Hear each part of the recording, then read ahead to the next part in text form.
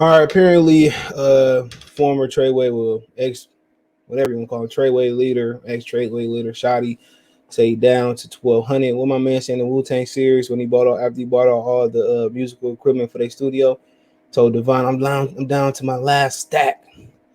So this is what they do to you. I mean, this is what happens when you are investigated by the FBI. They have a fifth with a 97, 98% conviction rate.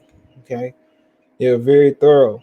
And when you make your money, even if you are exonerated, or you fight in the case, they deplete you of all the money that you have.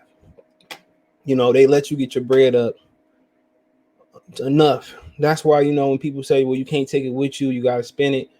This is why people frugal with people in that world frugal with the money, because you're going to wish you had every dime you had. And they seize your cars and ask your mama where you get this car from. And this is why Frank Lucas lasted as long as he did, because he lived incognito. All right. Had he continued to live incognito and never wore that mink, he probably would have survived. Freeway Ricky Ross lived incognito, but he got caught. But this is why you save all that money, because eventually the Fed's gonna come knocking. They're gonna seize your car, seize your clothes, seize all your jewelry and stuff. And then you see a situation where they be like, so you got to pay $1 million fine, stuff of that nature. So at the end of the day, of course, he down to his last money. All them chains and studio time and money spent on hoes and skeezers. This is why, you got to be frugal a little bit. This is why you got to save money for a rainy day, because they gonna deplete your bank account. They gonna deplete your stash. They gonna try. And then even if you do win, you know what I'm saying, or you are exonerated, proven innocent or not guilty, then you got to do it all over again. And then this time, they're not going to let you get your bread up. This time, they're going to strike quick. You know what I'm saying? But you see the line.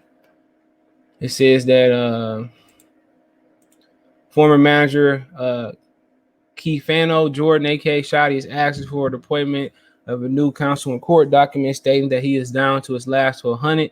The document dated October 20th and viewed by a complex C. Shotti, who was sentenced in 2019 to 15 years behind bars of a widely publicized federal racketeering case, citing the Criminal Justice Act CGA and the United States Court of Appeals motion for appointment of legal counsel to aid in presenting issues. The court for the court to vacate all charges in the fatally defective was superseding the information. Excuse me. The CGA is worth noting here isn't exclusive to New York State. It's actually available to cite in all federal cases. In short, the CGA makes it possible for those financially unable to retain counsel to have counsel appointed to them. Here's more straight from the Administrative Office of the U.S. Courts. Excuse me. Long story short, he in trouble. The Sixth Amendment of the United States Constitution guarantees an accused right to representation by the counsel in serious criminal prosecution.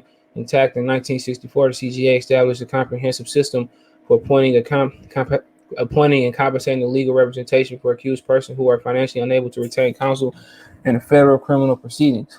Of course. You know how much them lawyers get making? Them lawyers driving them fast cars and having them beautiful women around. They don't spend all that time passing the bar and continue to perfect their craft to be public defenders or to be hired for cheap. No, they cost money to play. He been fighting this case since 2019, 18? Of course. So it says, the financial affidavit filed in support of the request of the appointment of Counsel Shotti and the response record as a part of income and asset portion of the paperwork states that he has his last 1,200 in cash on hand or money in savings or checking account. So, of course, he can have more money stashed away. But at this point, I guess he's trying to fight for an appeal. Elsewhere, Shotti confirmed that he has not received income from business professions or self-employment or other forms within the past 12 months. He also listed August 2021 as the month and year of his last employment. The petitioner Shotti case is complex and beyond the understanding he has of the law and the procedures. The following further argues the petitioner desperately needs the help of legal counsel and properly prepare the issues and supporting facts and laws to support each issue that will be presented in an honorable court. All right. So at the end of the day, you don't want to be this guy. If you got an opportunity to go straight, you don't want to be Suge Knight. If you got an opportunity to go straight and go legit, go legit. You know, but these dudes, you know, they had, you know, people filming them committing robberies. They had people, they were shooting the Barclays Center. All types of stuff. Ignorant. When you have win straight business, you will be free and have a lot of money. That's his fault. Lesson learned. And he learned it the hard way. 15? That's a long time. You talking about what? Talking about he'll be back until what? The 2030s. And then, you know, currently you depleted the money. And maybe he don't want to pay his legal team out of his stash, but he probably down, and the money he probably do got going to the woman or his kid. You know, he probably thinking about he should have snitched. You know, that's probably what he thinking. Right, what do you think? That goes through everybody's mind when they say 15, 20, 2 life sentences, 100 years, 150 years, 20 years. Shit, some niggas 1 year, 3 days. They ready to snitch. Yeah, my girl been driving on a suspended license. You know, that all cross through people's mind. Snitch and bring down, you know, but, you know, like Felix Mitchell told old boy that was on Vlad. He said that they told me if I snitched, they was going to kill me from the beginning. So at least they gave him the rules. And he know the rules. He know he couldn't show his face back in New York City. So, like I said, you know, he knew the rules of the game. He knew how this was going to play out.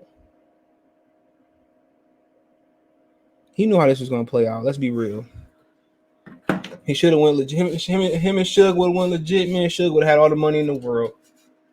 But he wanted to be street. Same thing as him. He could have had way more money, you know, than anything. And that's what separate Birdman, Diddy, Jay-Z from everybody else. They was able to lead the streets and go legit and make as much money as they want to and more.